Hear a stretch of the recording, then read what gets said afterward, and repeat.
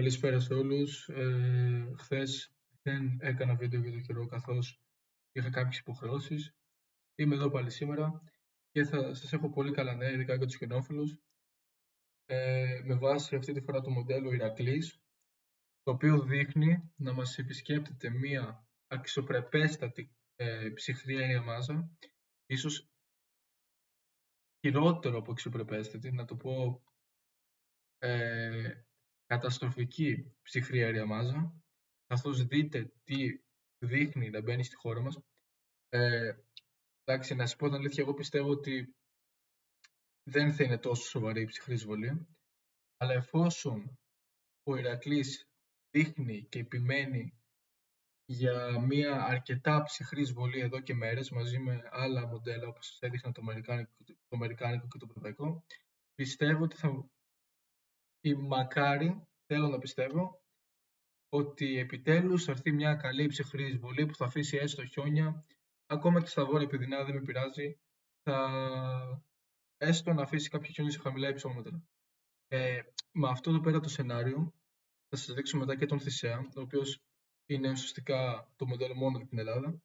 Με αυτό εδώ πέρα το σενάριο χιονίζει ακόμα και στα Πεδινά της Πελοποννήσου, δηλαδή όσοι και την Νότια Πελοπόννησο θα δουν χιόνια όλοι στα Πεδινά, και δείχνει μέχρι και τα 1000, ίσως και λίγο πιο χαμηλά μέτρα στην Κρήτη, όσο πιο βόρεια πάντα, τόσο πιο χαμηλά. Εννοείται βόρεια νησιά, Κυκλάδες, Δωδεκάνης, ακόμα και σε χαμηλά υψόμετρα. Την Ρόδο και πάνω, η Ρόδος δεν είναι μέσα. Ίσως τα ξημερώματα Τετάρτης, με βάση πάντα αυτή εδώ πέρα την ψυχρή εισβολή, να δουν και κάποια χιόνια και τα πιο νότια Δωδεκάνησα, τα ψηλά βουνά θα πω εγώ. Θα σας βάλω τώρα τον Θησέα, να δούμε σε τι ψώμετρο δείχνει τα χιόνια. Λοιπόν, και θα βάλω και τη θερμοκρασία στα 2 μέτρα μετά.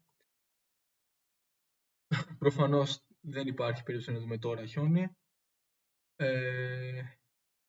Προχωράμε.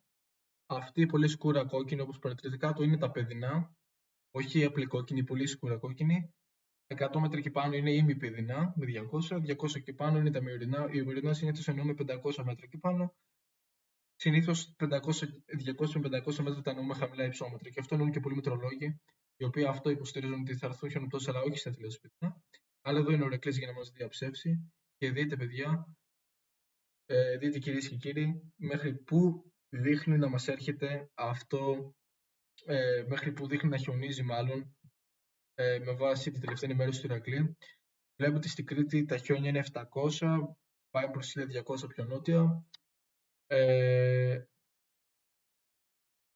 Πιστεύω, ασχέτως με το πόσο σημαντική θα είναι η ψυχρή εισβολή που θα έρθει, θα δουν κάποια χιόνια στην Κρήτη και κάτω από τα 1000 μέτρα. Και στα Δωδεκάνησα πιστεύω θα δουν κάποια νησιά χιόνια.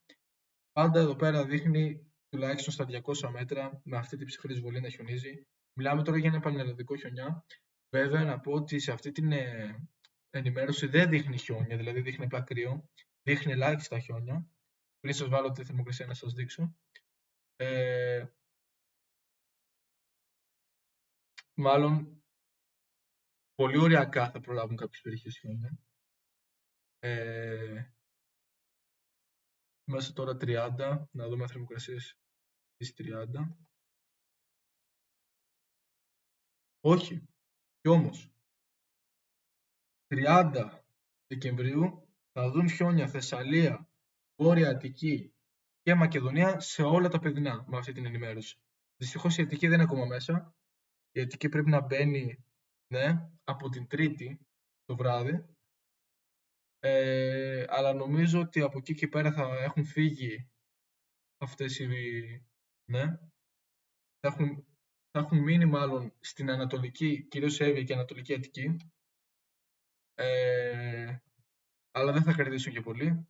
Θα δείχνει όμως να εμφανίζονται πάλι Τετάρτη προς το βράδυ, πάλι κυρίως στα βορειοανατολικά, αλλά όπως σας είπα δεν δείχνει κάτι σπουδαίο. Από τις 2 φεύγει η αέρια μάζα, οπότε ό,τι βλέπετε εδώ είναι βροχή.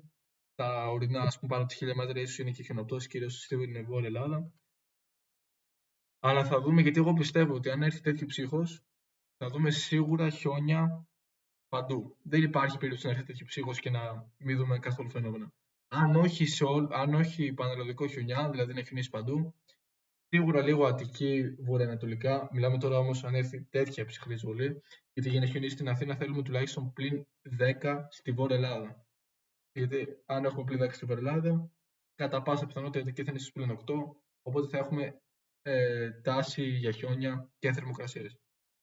Αν και ιδανικά πλην 10 θα θέλουμε στην Αττική για να έχουμε σίγουρα παντού χιόνια. Αλλά είπαμε παίζουν πολλά ρόλο. Παίζει και ο αέρας, παίζει και η υγρασία. Θυμάμαι εγώ παλιά, δεν είμαι και πολύ μεγάλος, 18 χρονών είμαι, αλλά όταν ήμουν 14 στην Αττική, με το χιονιά του 21 είχε χιόνιζε με 2 βαθμούς. Οπότε δεν είναι απαραίτητο αυτό που λένε κάποιοι κάτω από 0 βαθμούς χιονίζει. Μπορεί να χιονίσει και με 2 βαθμούς αν υπάρχουν κάποια συγκεκριμένα κριτήρια, υγρασία, αέρας. Οπότε ναι, και θα σας δείξω τώρα, αν το βρω, τα σύννεφα, γιατί όταν μιλάμε για μακροπρόθεσμες προβλέψεις, βλέπετε εδώ 29, παρόλο που δεν δείχνει πολλά φαινόμενα, κυρίως από το απόγευμα και μετά, θα έχει παντού συννεφιά, θετικό σημάδι. Όταν μιλάμε για μακροπρόθεσμες προβλέψεις, πάντα δεν είναι τίποτα σίγουρο, ούτε οι αέρειες μάζες, ούτε τα φαινόμενα. Το μόνο θα πω εγώ που είναι πάνω από 50% μετά τις 10 μέρες είναι το που ας πούμε θα κυριαρχεί η συννεφιά. Δηλαδή, δεν έχω δει σε μοντέλα ή τουλάχιστον πολύ σπάνια να δείχνει συννεφιά ας πούμε σε όλη τη Θεσσαλία 10 μέρες μετά και να το αλλάζουν το μοντέλα και να το κάνουν ηλιοφάνεια. Το να μην έχει συννεφιά σε όλη τη Θεσσαλία μπορεί, αλλά το να εξαφνίσουν τελείως αυτή την πιθανότητα, ας πούμε, δεν υπάρχει περίπτωση. Οπότε, βλέποντας αυτά εδώ πέρα, πιστεύω ότι αν έρθει μια ψυχρή εισβολή στις 30 με καλή δυναμική, θα έχουμε σίγουρα χιόνια σε κάποιες περιοχές. Εδώ θα είμαστε να αναλύουμε και τα υπόλοιπα μοντέλα. Δυστυχώς, το WX Chart που βλέπουμε, το ευρωπαϊκό και το αμερικάνικο, έχουν δεν ξέρω, έχουν πέσει τα servers, οπότε δεν μπορώ να μπω τώρα να δω τους χάρτες ή μάλλον έχει κάποια bugs και κολλάει. Αύριο θα αναλύσουμε το WXR και όχι τον Ηρακλή. Τον Ηρακλή θα τον αναλύσουμε σε 2 με 3 μέρες πάλι. Αλλά χάρη στο Χαλάζι έχουμε άλλο ένα πολύ καλό μοντέλο, το οποίο προβλέπει και καλύτερα από κάποια άλλα μοντέλα και μου κάνει εντύπωση που δεν το συμπεριλαμβάνουν πολλοί μετεωρολόγοι αυτό το μοντέλο, δεν το παίρνουν στα σοβαρά ή έχω ακούσει το εξής, ότι αντιγράφει άλλα μοντέλα. Να το παρακολουθείτε και αυτό το μοντέλο. Είναι σίγουρα πιο αξιόπιστο από το καναδέζικο. Και θα πω και το αμερικάνικο, και το αμερικάνικο κάνει 4 ενημερώσεις μια μέρα. Το σκεφτείτε, ενώ ο Ηρακλής κάνει 2 μαζί με το ευρωπαϊκό.